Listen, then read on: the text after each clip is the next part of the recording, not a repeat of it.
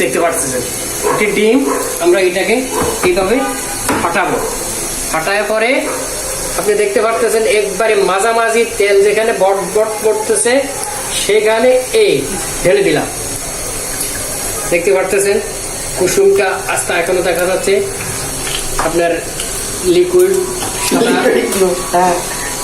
এখন দর্শক আপনারা দেখতে পাচ্ছেন ডিম আলুর চচ্চড়ি খেতে ভালো, একবার খেলে দ্বিতীয়বার আমরা এখন লাস্টে পরিবেশন করে দেখাবো এটাকে কিভাবে মিশানো হচ্ছে সম্পূর্ণ আলুর সাথে। এই যে খাইতে কিন্তু আলাদা একটা টেস্ট।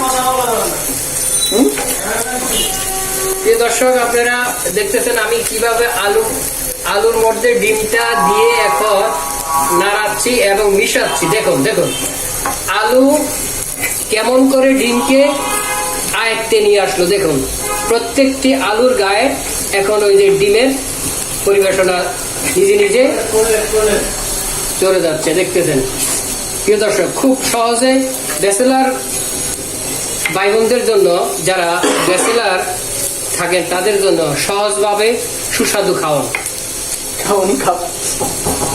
দেখতে পারতেছেন সহজ।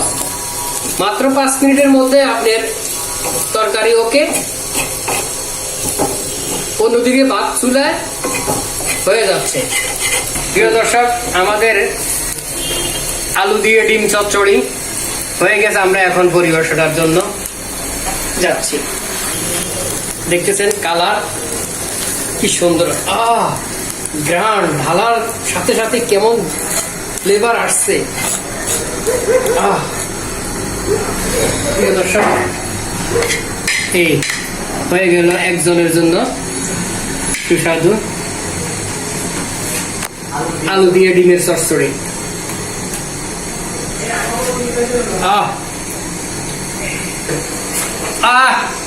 শুধু চামচের মধ্যে যেটুক লাগে আছে। প্রিয় দর্শক আমার রান্নাটি যদি ভালো লেগে থাকে অবশ্যই আমার চ্যানেলটি সাবস্ক্রাইব করবেন আর অবশ্যই আমার চ্যানেলের সাথে থাকবেন। সবাইকে অসংখ্য ধন্যবাদ।